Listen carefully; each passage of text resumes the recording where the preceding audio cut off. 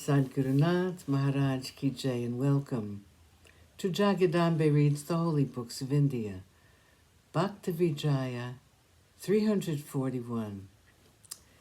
As you may remember, the Brahmins, talking among themselves, decided that Eknath should stay in his caste by doing a penance.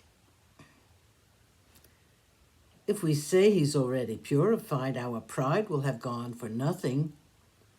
By putting a penalty upon Eknath, we shall turn him again to a right course of action. The Brahmins assigned to Eknath the penance. The next day, all the Brahmins assembled together on the sandy bank of the river and invited Eknath to come to them. When Eknath came, he made these Brahmins a namaskar. He said to them, "For what purpose have you, my lords, invited me here?" They replied to him, "Without knowing what you were doing, you have committed a fault. Now take penance and give honor to these rules of the Vedas." Hearing what the Brahmins said, Eknath replied, "I absolutely will not perform a penance. So long as Sri Krishna is my mother and father, how can I do what is wrong?" The Brahmins replied, "Act with reason and give honor to our request. Your body will not be purified unless you receive a penance." Then, having bathed him in the Godavari, they gave Eknath a penance.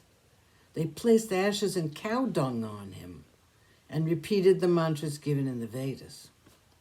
A Brahmin leper arrives at Paitan. Just then, a Brahmin suddenly arrived from Trimbakeshwar. He said to the people, "Which one of you is Eknath? Tell me."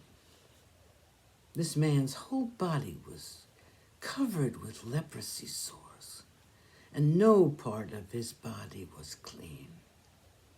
Seeing such a form as this, the Brahmin said clearly to him, "That one over there, who is taking a penance in the water, is called Eknath. Why do you ask for him?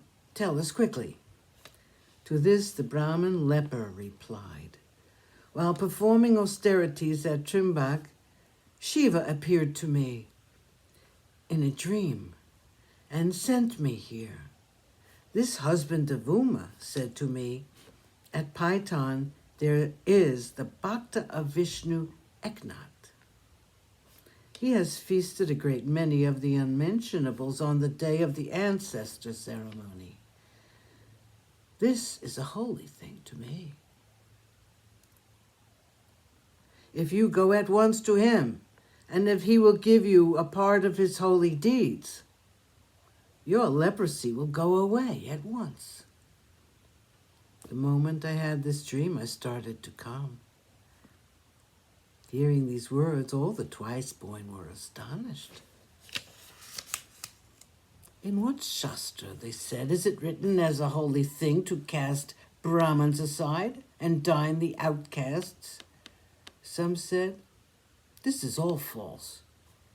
Shankar, Shiva, got rid of this fasting Brahmin." Another one said, "Sit quietly.